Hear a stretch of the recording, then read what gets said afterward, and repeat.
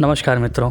सभी लग्नों में सभी ग्रहों के फलों की चर्चा करते हुए आज हम मकर राशि यानी कि कैप्रिकॉर्न लग्न या फिर कैप्रिकॉर्न जोडियक के जातकों के 12 भावों में शुक्र के फलों की चर्चा करेंगे। यहाँ पर शुक्र होते हैं आपके दसम भाव के स्वामी और साथ ही साथ पंचम के स्वामी, मतलब केंद्र और त्रिकोण के। एक केंद्र हो गया आपका दसम भाव और एक त्रिकोण हो गया आपका पंचम भाव। मतलब कि यहाँ पर जो शुक्र हैं वो काफ़ी कारकत्व लिए हुए रहते हैं। आपकी बुद्धि, आपके सोचने समझने की शक्ति, तर्क बुद्धि, साथ ही साथ प्रेम, रोमांस और साथ ही साथ कार्यक्षेत्र यहाँ पर शुक्र से प्रभावित होगा। ऐसे जातक जो होते हैं काफ़ी जो मकर लगन या फिर मकर राशि के जातक होते हैं वो काफ़ी प्रैक्टिकल अप्रोच लिए रहते हैं। इन्हें हर काम में परफेक्शन चाहिए होता है, क्योंकि यहाँ पर शुक्र जो है बाजार की राशि है 10th नंबर में। तो 10वें में बाजार की राशि है, मतलब कि आपके अंदर एक परफेक्शन की भावना होनी चाहिए। जो भी कार्य क्षेत्र में आप कार्य कर रहे हैं उसमें सुंदरता और साथ ही साथ दिखावट वाला जो एंगल है वो ज़रूर यहाँ पर लागू होता है। क्योंकि इस लगन में शुक्र जो है कारक हैं और साथ ही साथ शनि के मित्र भी हैं। तो शुक्र इस लगन के लिए, मकर लगन वालों के लिए काफ़ी ज़्यादा फ़ायदेमंद होते हैं। बस उनका प्लेसमेंट अच्छा होना चाहिए। ऐसे लोग डायमंड पहन सकते हैं, ओपल पहन सकते हैं, उन्हें और अपना निखार लाने में मदद मिलती है। आइए 12 भावों में हम शुक्र के फलों की चर्चा करते हैं। यदि लगन में ही शुक्र आकर बैठ गए तो क्या होगा। लगन मतलब कि कर्म स्वामी, कर्म का जो स्वामी है, 10वें का स्वामी शुक्र लगन में आकर बैठ गया है, व्यक्ति कर्मठ होगा। हर प्रकार से व्यक्ति को प्रसन्नता मिलती है और व्यक्ति प्रसन्नचित्त रहता है। यहाँ पर एक फ़ायदा उसको और होता है कि उसको उच्च शिक्षा प्राप्त पत्नी भी मिलती है। कहने का मतलब सामने वाला जो पार्टनर मिलेगा वो उच्च शिक्षा प्राप्त और एक अच्छा फिलॉसफिकल अप्रोच वाला, इमोशनल अप्रोच वाला मिलेगा, जो आपका पूरा ध्यान रखेगा। यहाँ पर पिता द्वारा भी पूर्ण सहयोग की प्राप्ति होती है, क्योंकि दसम भाव एक्टिवेटेड है, साथ ही साथ पंचम भाव एक्टिवेटेड है। मतलब कि प्रेम, आपके अंदर जो एक प्रेम होता है, वात्सल्य होता है, वो सारा एक्टिवेट होगा। संतान के भी सुख प्राप्त होगा, आपको धन संपत्ति का लाभ मिलेगा, सभ्य तथा सुंदर संतान की प्राप्ति होती है। कुछ एक कार्य को छोड़ दें, मतलब अपने आप को, अपने चरित्र को अगर आप मजबूत रखें तो यहाँ पर दैनिक जीवन बहुत ही उत्तम होता है। हालांकि शारीरिक सुंदरता, मान प्रतिष्ठा वगैरह सब कुछ प्राप्त होता है। विद्या बुद्धि के क्षेत्र में भी लाभ प्राप्ति होती है। ऐसा व्यक्ति काफ़ी सुप्रतिष्ठित होता है। अब यदि शुक्र आपके दूसरे भाव में जाकर बैठ गए तो यहाँ पर एक चीज़ थोड़ा परेशानी में जाएगा, वो है आपको संतान से संबंधित सुख या फिर संतान का सुख पाने में काफ़ी कष्ट उठाने का या फिर काफ़ी विलंब का सामना करना पड़ेगा। यहाँ पर दिक्कत बढ़ने से व्यक्ति थोड़ा चिंताग्रस्त भी हो जाता है। शारीरिक विकार उत्पन्न होते हैं, मतलब ज़्यादा चिंतित रहेंगे, ज़्यादा परेशानी होगा, या फिर अपना चरित्र आपका थोड़ा भी डामाडोल हुआ तो आपका शरीर परेशानियों से, विकार से परेशान हो सकता है। हालांकि यहाँ पर एक चीज़ अच्छा होगा, वो है पारिवारिक मेलजोल बढ़ेगा और साथ ही साथ ऐसे व्यक्ति को पिता, राज्य, कारोबार के क्षेत्र में सुख और कामयाबी मिलती है। उम्र का क्षेत्र जो होता है वो कमज़ोर बना रहता है। कहने का मतलब थोड़ा स्वास्थ्य के प्रति थोड़ी समस्याएं हैं, वहाँ पर आपको सावधानी बरतने की ज़रूरत है। अपना चरित्र मजबूत रखें, अपने आप का दिनचर्या सही रखें। बाकी धन वगैरह के लिए ये बहुत अच्छी जगह है। संतान से भी बना कर रखें। अब यदि शुक्र आपके तीसरे भाव में जाकर बैठ गए तो यहाँ पर शुक्र हो गए उच्च के, और उच्च के हो गए साथ ही साथ वो पंचम के मालिक हैं और दसम के मालिक हैं, तृतीय में जाकर बैठे हैं। तो यहाँ पर व्यक्ति को थोड़ा सा कष्ट होता है, खासकर उसके छोटे भाई बहनों को।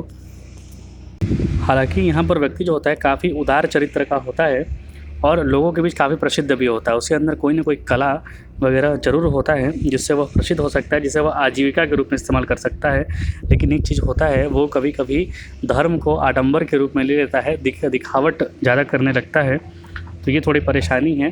हालांकि व्यक्ति को भाई बहनों का भी सुख प्राप्त हो जाता है। भाई बहनों से ज़्यादा मतलब कटुता ना ही रखें, उनसे प्रेम करें, यश सम्मान मिलेगा, लेकिन थोड़ा संघर्ष के बाद। अब यदि शुक्र आपके जो है चतुर्थ भाव में जाकर बैठ गए तो यहाँ पर वो मंगल की राशि में जाकर बैठे हैं। ऐसा व्यक्ति चूँकि सप्तम पर भी, जहाँ 7 नंबर लिखा हुआ दसम भाव, वहाँ पर भी शुक्र की दृष्टि पड़ेगी, तो व्यक्ति को पिता के प्यार एवं सहयोग से कारोबार में यश प्राप्त होता है। ऐसा व्यक्ति हिम्मती तथा उत्तम चरित्र का भी होता है।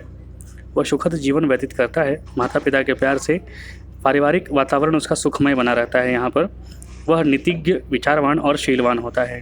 याद रखें, शुक्र जब भी बली होता है, मजबूत होता है, तो उस व्यक्ति की जो वाणी होती है वो काफ़ी सौम्य वाणी होती है, काफ़ी सरल वाणी होती है और डिप्लोमेटिक स्किल्स उनका काफ़ी हाई होता है, मतलब प्यार से बोलकर अपना काम निकालना जानते हैं वो। माता, भूमि, भवन, वाहन का सुख यहाँ पर प्राप्त होगा। बुद्धि और विवेक का क्षेत्र भी बढ़ता है। शांतिपूर्वक ढंग से व्यक्ति अपना जीवन व्यतीत करता है। अब यदि शुक्र आपके पंचम भाव में जाकर बैठ गए तो यहाँ पर शुक्र जो है अपने ही घर में जाकर बैठे हैं, तो आमदनी के क्षेत्र में हमेशा व्यक्ति अग्रसर रहता है, उसका आमदनी बढ़ते रहता है। उसका स्वभाव जो होता है बड़ा रौब वाला होता है और ऐसे व्यक्ति काफ़ी पढ़े लिखे भी होते हैं, बुद्धि भी, तर्क बुद्धि भी उनकी अच्छी होती है। लोग उससे अपने काम में मदद और सलाह लेते हैं। दूसरे लोग भी उसे बुलाते हैं कि उसकी तर्क बुद्धि से प्रभावित होकर अपना कार्य करवाने के लिए। कुछ मिलाकर वह यहाँ पर ऐश्वर्यपूर्वक जीवन व्यतीत करता है। यहाँ उसे संतान का भी सुख प्राप्त हो जाता है, खासकर स्त्री संतान से उसे ज़रूर प्राप्त होता है स्त्री संतान, और उससे सुख भी प्राप्त होता है। स्त्री संतान उसे काफ़ी पढ़े लिखे होते हैं उसे संतान, क्योंकि पंचम है। हालांकि आँख से संबंधित थोड़ी परेशानी हो सकती है आपके संतान को, तो अपने संतान की आँखों का आप ज़रूर ख्याल रखें। अब यदि शुक्र आपके छठे भाव में जाकर बैठ गए तो यहाँ पर शुक्र जो है थोड़ी परेशानी होगा। कारण यह है पंचम का स्वामी छठे में चला गया है, तो आपकी शिक्षा अपूर्ण हो सकती है, शिक्षा में बाधा आ सकती है। बार बार पिता द्वारा प्रताड़ित किए जाने से वह दिमागी रूप से थोड़ा परेशान हो जाता है। यहाँ पर पिता से भी बनने में या फिर पिता का सुख प्राप्त करने में थोड़ा परेशानी होता है। तो यहाँ पर ये दो चीज़ें आपको मिला के रखनी है। अपना जो वाणी है उसे वाणी में सौम्यता बरकरार रखना है, किसी भी परेशानी में, किसी भी हालत में आपको धैर्य रखना है। 12वें भाव पर दृष्टि पड़ रही है यहाँ पर, तो 12वें भाव से भी थोड़ी परेशानी होगी आपको। धन पर खर्च, धन का जो खर्च है वो बहुत ज़्यादा पड़ सकता है, धन का अभाव होने लगता है। व्यक्ति को संतान सुख अनेक कष्टों के बाद प्राप्त होता है यहाँ पर, तो यहाँ पर थोड़ी परेशानियाँ हैं, लेकिन आपको अपना व्यवहार और अपना चरित्र दोनों मजबूत रखना है, फल आपको अच्छे मिलेंगे। अब यदि शुक्र आपके सप्तम भाव में जाकर बैठ गए तो यहाँ पर वो चंद्रमा के घर में जाकर बैठे हैं, यहाँ पर अच्छा फल देंगे, क्योंकि जो गुरु हैं वो 4, 8, 12 जो जलीय राशियाँ होती हैं वहाँ पर अच्छा फल देते हैं। व्यक्ति को उत्तम विद्या की प्राप्ति होती है, शरीर उसका सुंदर एवं स्वस्थ बना रहता है। राजकीय मतलब कि प्रशासनिक क्षेत्रों में भी उसे प्रतिष्ठा, मान वगैरह मिलता है, क्योंकि दशम से दशम यहाँ पर शुक्र बैठे हैं। शुक्र यहाँ पर मजबूत हो गए हैं। उसको पत्नी या फिर जो सामने वाला पार्टनर, आपका जो लाइफ पार्टनर है, वो काफ़ी सुशील, खूबसूरत, अच्छा मिलता है, मतलब पढ़ा लिखा मिलता है, बुद्धिमान मिलता है और साथ ही साथ हृदय वाला मिलता है, क्योंकि आप स्वयं जो हैं प्रैक्टिकल अप्रोच के हैं, लेकिन सामने वाला आपका केयरिंग अप्रोच का मिलेगा। बुद्धिमान होने से आपके घर को वो स्वर्ग भी बना देगा। परिवार का जीवन या पारिवारिक माहौल जो है काफ़ी खुशनुमा रहता है। अब यदि शुक्र आपके अष्टम भाव में जाकर बैठ गए तो यहाँ पर भी थोड़ी परेशानी होगी, क्योंकि संतान का स्वामी अष्टम में, पिता का, कारोबार का, राज्य का स्वामी अष्टम में चला गया है, तो काफ़ी संघर्ष के बाद स्थिति आपकी सुधरेगी। तो आपको संघर्ष से यहाँ पर घबराना नहीं है, संघर्ष करते जाना है। दुखप्रद जीवन बिताना पड़ सकता है। प्रारंभिक जीवन आपको शिक्षा का थोड़ा अभाव रह सकता है। उसके पिता बड़े कठोर स्वभाव के हो सकते हैं। प्रायः आपको अपने परिवार से अलग जीवन व्यतीत करने का मतलब योग बनता है यहाँ पर। हालांकि एक चीज़ है, आपका दीर्घायु कर देगा जीवन, आपकी उम्र को लंबी कर देंगे यहाँ पर। इस तरह ग्रह वाला व्यक्ति जो होता है वो पुरातत्व की शक्ति का लाभ मिलता है। पुराने चीज़ों से जुड़कर कार्य करें, वो आर्कियोलॉजिकल डिपार्टमेंट वगैरह में काम करें, आपको ज़्यादा लाभ मिलेगा। राजकीय क्षेत्रों में थोड़ी प्रतिष्ठा कम मिलती है, क्योंकि अष्टम में चले गए हैं। वह मेहनत एवं युक्तियों के बल पर, गुप्त युक्तियों के बल पर उन्नति करता है। शुक्र जब भी अष्टम में होता है तो डिप्लोमेटिक अप्रोच आपको ज़्यादा अपनाना है, क्योंकि आपके गुप्त शत्रु ज़्यादा होंगे। अब यदि शुक्र आपके नवम भाव में जाकर बैठ गए तो यहाँ पर जो शुक्र है वो नीच के हो गए हैं। व्यक्ति को निम्न स्तर का जीवन और निम्न स्तर के कार्य करके जीवन बिताना पड़ता है, जहाँ थोड़ा परेशानी होता है। उसका प्रवृत्ति भी थोड़ा नीच हो जाता है। धर्म को भी आडंबर, धर्म को भी कमाने का क्षेत्र चुन लेता है वो, तो यहाँ पर आपको अपने आप को संयमित रखना है। संतान भी यहाँ पर थोड़ी परेशानी दे सकता है आपको, क्योंकि संतान का स्वामी नीच में चला गया। हालांकि पंचम से पंचम है, आपको संतान सुख वगैरह देगा, लेकिन संतान आपकी थोड़ी अलग प्रवृत्ति की हो सकती है, उसका चरित्र अच्छा नहीं हो सकता है।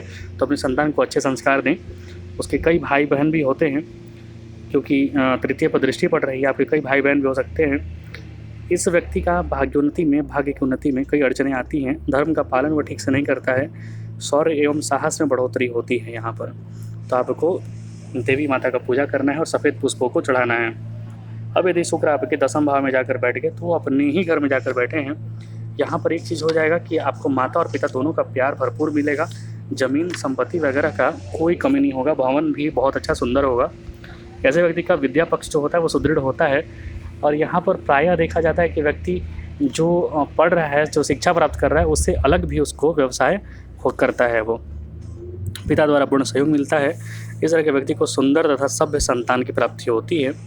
उसका पारिवारिक जीवन जो होता है, उसका परिवार भी अच्छा होता है और पारिवारिक जीवन खुशी भरा, हर्षोल्लास भरा होता है। व्यवसाय में भी लाभ की अधिकता बनी रहती है, लाभ की प्राप्ति होती रहती है। शुक्र यहाँ पर बली अवस्था में है, क्योंकि शुक्र यहीं के स्वामी हैं। धर्म, प्रवचन, टेक्नोलॉजी या फिर सुंदर मतलब कि अभिनेता वगैरह के क्षेत्र में, ये अभिनय के क्षेत्र में ये लोग काफ़ी सफल होते हैं। अब यदि शुक्र आपके 11वें भाव में जाकर बैठ गए, तो शुक्र एक बार फिर जलीय राशि में जाकर बैठे हैं। व्यक्ति को अपनी योग्यता के अनुसार कामयाबी मिलती है। यहाँ पर उसे मनचाही संतान की प्राप्ति होती है, क्योंकि संतान वाले भाव पंचम भाव पर उनकी सप्तम दृष्टि पड़ रही है, तो संतान का सुख भी मिलता है।